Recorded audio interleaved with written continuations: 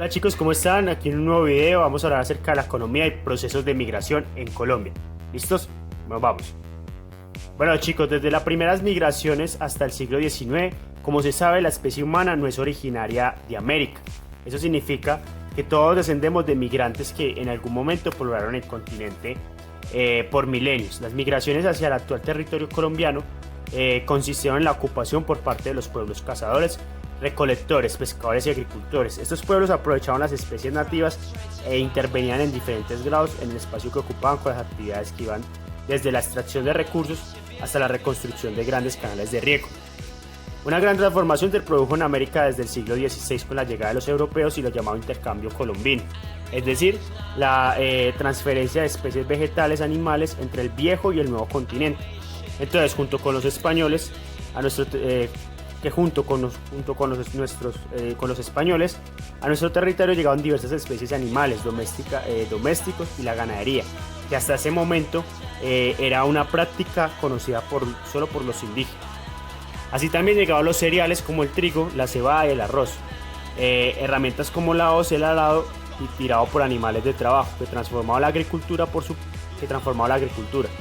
parte, la demanda de oro y plata para el imperio español intensificó la extracción de minerales en los territorios. Las dinámicas de producción también se alteraron con la introducción de nuevas formas de tenencia de la tierra a nivel individual y colectivo, representado por haciendas, los resguardos y los ejidos, y la creación de nuevas versiones de trabajo obligatorio forzado, que algunas ya conocidas en América, como el servicio personal, la mita y la esclavitud. La introducción de la población africana fueron los trabajos forzados con las enfermedades y la violencia directa, los factores que diezmaron la población indígena del territorio desde el siglo XVII para suplir la demanda de mano de obra. Se recurrió a la importación de africanos esclavizados que trabajaban en las minas y las haciendas de tierras cálidas, pero también como bogas en los ríos y en el servicio doméstico en ciudades y villas. Para finales del siglo XVIII, cuando la población llegó al millón de habitantes, cerca de 50.000 personas eran esclavas. Para entonces, gran parte de los afrodescendientes se habían mezclado con los indígenas y blancos, pero su estado de libres no implicaba seriamente mejores condiciones de trabajo.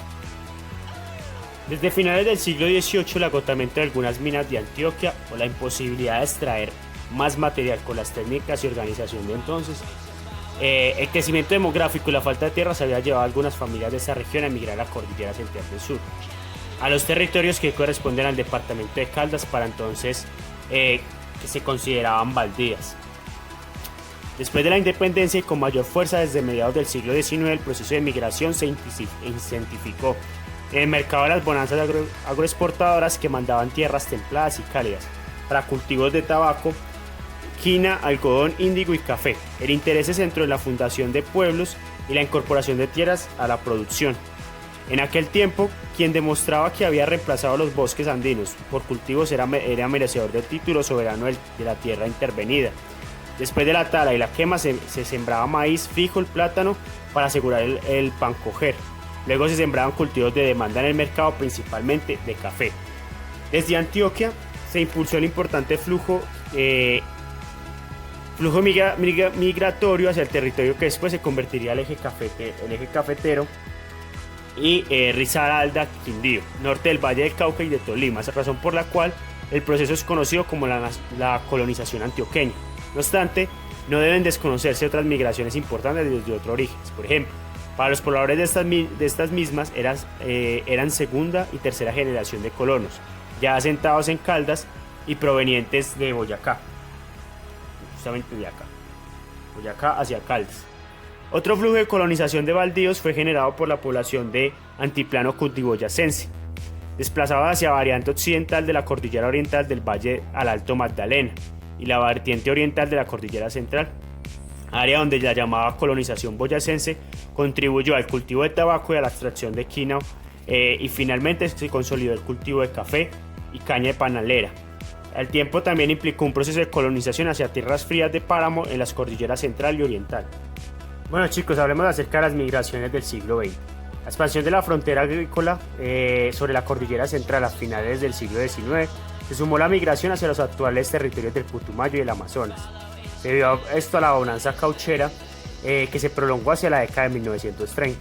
Por su parte, desde la década de 1920 al inicio de la explotación petrolera, en el país impulsó desplazamiento de la población hacia el Magdalena Medio, principalmente en la zona de Barrancabermeja y el Catatumbo. Sin embargo, este tipo de ocupación territorial dejó de ser solo espontáneo. Desde la década de 1930 el Estado vio en estos procesos la solución a la presión por la tierra, el impulso de las poblaciones hacia destinos como el Magdalena Medio, Catatumbo, Putumayo, Caquetá, los Llanos Orientales, Bahía Salano y Urabá. Esta última fue la zona en la que se consolidó como la propia de la exportación de banano. En 1941 se creó la institución de parcelaciones, colonización e inmigración. No obstante, las medidas tomadas por la Ley 100 de 1944, conocida como el confrontamiento agrario, revivió los contratos de aparcería. Estas medidas condujeron al desconocimiento de las mejoras realizadas anteriormente a la ley por los primeros colonos, quienes no poseían los títulos de sus tierras, restando así las posibilidades económicas campesinas de estos propietarios dentro de la frontera agrícola.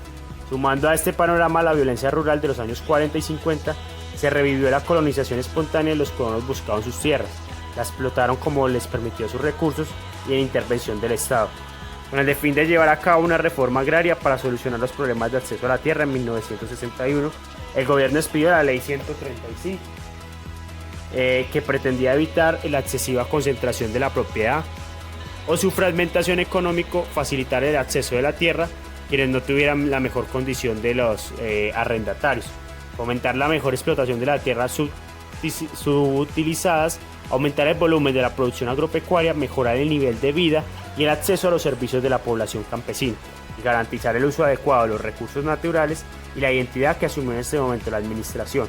La adjudicación de baldíos fue la institución colombina para la reforma agraria, que funcionó hasta la liquidación en 2003. Pese al ambicioso de la reforma, fue muy limitada a sus logros reales. Más allá del logro, el reparto equitativo de la tierra y la estrategia fue la misma que en otras ocasiones. Adjudicar baldíos y en este caso la colonización dirigida en el factor de Urabá y algunas zonas de las tierras bajas de páramos de Andes que aún se consideraban baldías, especialmente los territorios del Amazonas y la Orinoquía, con un pidemonte llenero del cual era atractivo para la extracción de petróleo, aunque no se resolvió la cuestión de la integración y los mercados o la infraestructura eléctrica y el transporte de carácter nacional. La forma para las migraciones internas entre áreas rurales durante el siglo XX se produjo en Colombia una migración muy intensa, del campo hacia la ciudad, con importantes repercusiones económicas. En la primera década del siglo XX, la población colombiana no superaba los 4.5 millones, de los cuales el 4.5 residían en las ciudades de Bogotá y de Medellín. Cali y Barranquilla, desde estas cuatro ciudades, solo la capital del país superaba 80.000 habitantes. Para 1938, cuando la población total del país casi llegaba a los 9 millones, el 70% habitaba las áreas rurales. Del 30% urbano restante, solo el 15% vivía en centros de más de 10.000 habitantes. Y la capital no alcanzaba los 350.000 habitantes. En adelante el panorama empezó a cambiar radicalmente. La migración del campo hacia la ciudad se disparó por factores como la violencia, que generó desplazamiento forzado, pero también debido a factores como la falta de infraestructura y servicios y oportunidades económicas que encontraban en las zonas urbanas, al igual que la demanda de la mano de obra en los principales centros urbanos, entre otros. En 1951, Bogotá ya alcanzaba los 715.000 habitantes y para 1964 había aumentado casi 1.700.000 habitantes. En 1973 la población colombiana bordeaba los 24 millones de habitantes, entre los cuales cerca del 40% vivían en las áreas rurales, y en contraste con el 25% que eran 4 ciudades principales. Para el 2005 la población que habitaba cabeceras municipales llegó al 76%. Esta conversión hacia un país urbano ha significado la pérdida de mano de obra para el sector agropecuario, situación que se siente en mayor fuerza en que aquellas áreas conformadas por la producción o cultivos que no pueden mecanizarse ha llegado a la pérdida de la soberanía alimentaria.